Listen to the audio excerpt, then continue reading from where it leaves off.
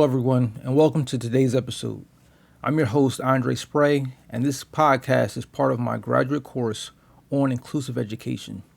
In this episode, I'll be discussing a journal article that really stood out to me. It's titled Designing an Inclusive Future, Including Diversity and Equity with Innovations in Special Education Technology by Kazrakowski McHannon, Gardner Walsh, and Hollingshed. It was published in 2022 in the Teaching Exceptional Children Journal. The article explores how diversity, equity, and inclusion, often referred to as DEI, can and should guide how we use technology to support students with disabilities. Before diving into the article, let's take a step back and unpack what DEI actually means and why it's such a talked about and sometimes controversial topic today. DEI stands for diversity, equity, and inclusion. In education, diversity acknowledges the differences among students, different races, cultures, language, ability, gender, and socioeconomic status. Equity means ensuring that every student gets the support they need to succeed, not just giving everyone the same thing. And inclusion is about creating learning environments where every student feels welcome, represented, and valued. Now, DEI has become a politically charged term in some settings. There are debates and even pushback against DEI initiatives in schools. But when we talk about DEI in education, especially in special education, it's not about politics. It's about fairness. It's about access. And it's about ensuring that all children can participate meaningfully in their learning, regardless of who they are or where they come from. This is especially relevant in Title I schools, which receive federal funding to support low-income students. These schools often serve culturally and linguistically diverse communities where technology and resources may already be limited. DEI practices in Title I settings help close opportunity gaps, ensure access to learning technologies, and provide culturally responsive materials. Without these efforts, inequities can grow deeper. Students of color, English learners, and students with disabilities are often left behind by systems that weren't built with them in mind in the first place. That's where a culturally responsive pedagogy comes in. Culturally responsive pedagogy is an approach to teaching that recognizes students' cultural backgrounds and lived experiences as strengths that can enhance learning. Instead of asking students to adapt to one way of teaching, we as educators adapt our instruction to meet students where they are. It's about using students' cultural knowledge, home languages, and worldviews as a foundation for instruction, not as something extra or optional. And this article connects all of that, DEI, culturally responsive teaching, and technology into one clear message. Technology can either be a bridge to inclusion or a barrier to it, depending on how we use it. So let's talk about the article itself. The authors of Designing an Inclusive Future worked through the Council for Exceptional Children Division on Innovations in Special Education Technology, also known as ISET. Their main argument is that educators must use technology with intentionality, guided by DEI principles. They highlight how technology has the potential to transform learning for students with disabilities, but it can also reinforce inequities if it's not designed and used thoughtfully. They identify several barriers. The digital divide, where students from low-income or minority backgrounds often have less access to quality technology or trained teachers who know how to use it effectively.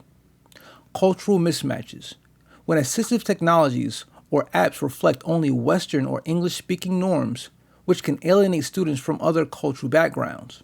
And ableism, where even web accessibility standards tend to focus only on physical disabilities and overlook learning or cognitive disabilities. To overcome these issues, the authors recommend a 4-part framework for inclusive technology integration. Firstly, create accessible materials from the start. Design lessons, slides, and documents that work for all learners, using alternate text, captions, and multiple formats. Secondly, consider intersectional diversity. When selecting assistive technologies using the SETT framework, which stands for Student, Environment, Tasks, and Tools, but expanding it to include cultural and linguistic reflections. Thirdly, select technology that reflects students' identities. For example, using apps or avatars that represent a variety of skin tones, genders, and languages.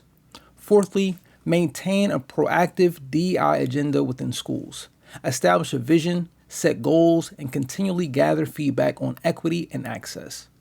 They illustrate these ideas through a story about two teachers, Mrs. Wilson and Mr. Patil, who collaborated to make a reading unit accessible for all learners.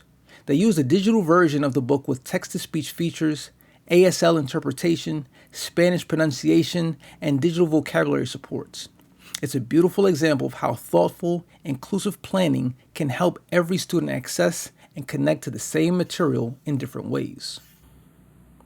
Reading this article has really made me reflect on my own teaching practices. I realize that technology doesn't automatically create equity. People do. It's the intentional design and planning behind the technology that makes the difference. I also learned to think more deeply about intersectionality, or how a student's multiple identities, race, language, ability, gender, and socioeconomic status interact to shape their learning experience. When I think about my students, many come from multilingual homes. Some have IEPs, and others face challenges tied to poverty. All these factors influence how they experience learning technology. Another big takeaway for me was that representation really matters. Something as small as seeing an avatar that looks like them, hearing a voice that pronounces their name correctly, or using software that supports their home language can make a world of a difference in student engagement. Finally, the article reinforces that universal design for learning and culturally responsive pedagogy go hand in hand. UDL gives us a structure to make learning accessible to all, while culturally responsive teaching ensures that what we offer is meaningful, affirming, and connected to students' lived realities. So how does this all translate into the real classroom practice? Here are a few ways I can see applying this research in my own teaching. First, I plan to create accessible materials from the beginning, using built-in accessibility tools like closed captioning, alt text for images, and readable text structures in Google Docs and slides. Secondly, I want to apply the expanded SETT framework when deciding on assistive technologies. That means not just asking what tools does the student need, but also does this tool reflect their language, culture, and home life. Thirdly, I'll pay closer attention to the representation in the digital tools that we use. If the app or game only features certain types of characters or voices, I'll talk about it with my students and give them a voice in suggesting or creating alternatives.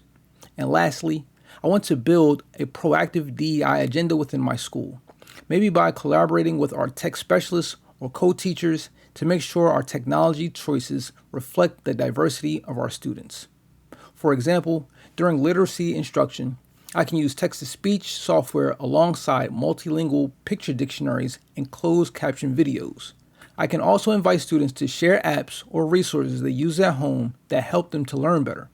When students become co-designers of their learning environment, they feel valued and seen. In closing, this article reminded me that inclusion isn't just about access, it's about belonging. When we design technology and instruction through the lens of diversity, equity, and inclusion, we create classrooms where every student not only has the right to learn, but the opportunity to thrive. As educators, we have a responsibility to ensure that the tools we use reflect the students that we serve. And as we continue to innovate, collaborate, and reflect, we move one step closer to designing an inclusive future, one where all learners are represented, respected, and empowered. Thank you for listening. This has been your host, Andre Spray, sharing reflections on designing an inclusive future in special education technology, brought to you by Stockton University. Thank you for joining.